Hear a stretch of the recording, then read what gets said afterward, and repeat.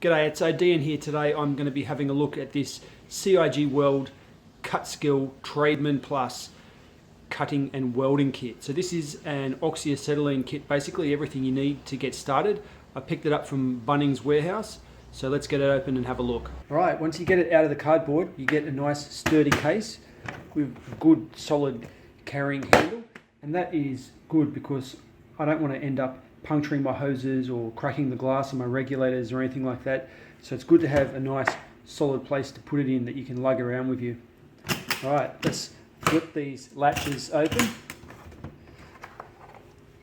And there's everything inside. Now, these empty spaces here are just because I've already attached these to the hoses. There were spark filters for the nozzle end and for the gas tank end.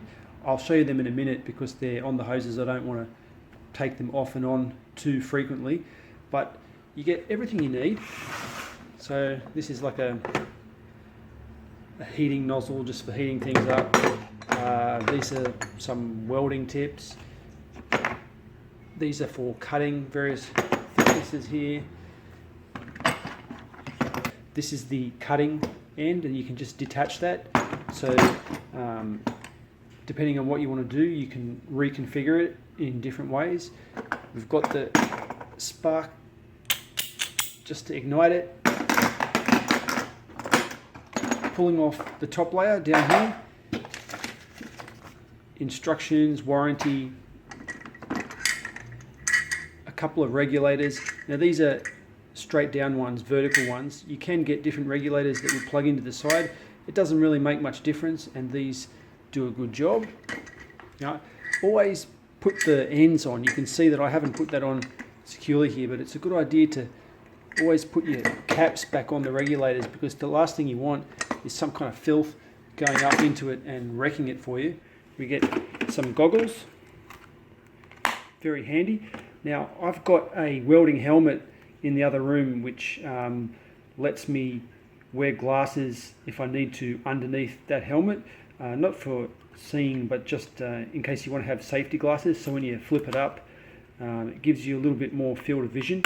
So I don't always use these, but they're the most basic ones you can get, which is pretty good to have.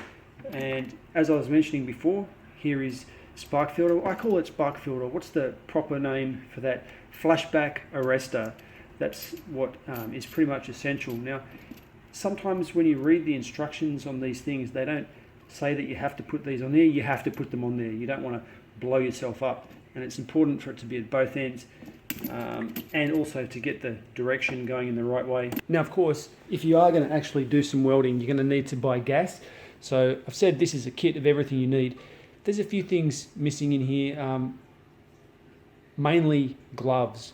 I really think they should have included some thick gloves in this set, just because I've seen some terrible accidents where people's skin boils off the back of their hand like a rotten tomato when you run the flame over your hand by accident. So if you're going to do any welding, definitely get some gloves. But you're also going to need to pick up some gas. So I've got oxygen and acetylene. But the reason I'm showing these in the same video is I actually got all of these from Bunnings today. Up until recently, I didn't know that you could get oxygen and acetylene tanks from Bunnings. I used to hire these out per job when I was using them, which is much cheaper than buying them, but in the long run is just a pain in the ass. So today I just sort of bit the bullet and spent about $900, maybe $1,000 getting everything I need to permanently be set up to do my welding. So if you want to buy this stuff, you're going to get your regulators and basically everything in this box you can get for about $380. You can find it online marginally cheaper, and if you look around, I'm sure you can get it on sale from a few other places. You probably won't see it for less than $320. I didn't want to spend the time doing it, so I just paid the $380 to be done with it. With the tanks, these are, it's kind of like you buy the tank, it's like a swap and go. So if you've seen barbecue gas tanks that you can just buy once and then swap it and pay for the gas, it's the same setup, except with these it's a bit more pricey. So we pay $200 each for the bottles, then $70 each for the gas refill. So altogether, it's a big load of cash to start off with, But from this point on, it's only going to be every time I use the gas. And I don't use the gas that much, so it's probably going to cost me, I don't know, $100 a year worth of gas, which is not too bad. So that's about it. I'm not going to show any welding. If you know how to weld, you know how to weld. But my purpose of making this video was really just to put it out there that if you live in Australia, there's an easier way to get a hold of this stuff permanently. So I used to hire welding equipment from Kennards, and just roughly I think it was about $200 for the weekend. Now I've permanently got access to this equipment, so anyone here can go out and do that. Now the job that I'm specifically going to do next with this, I was quoted $900 from a plumber, and I do have experience welding. I can do what the job requires. So for me, it was just a matter of math. The $1,000 I spent was a little bit more than that 900, but I'm going to be able to do more than one thing with this. So that's my kind of show and tell. I'm odeean. Thanks for watching.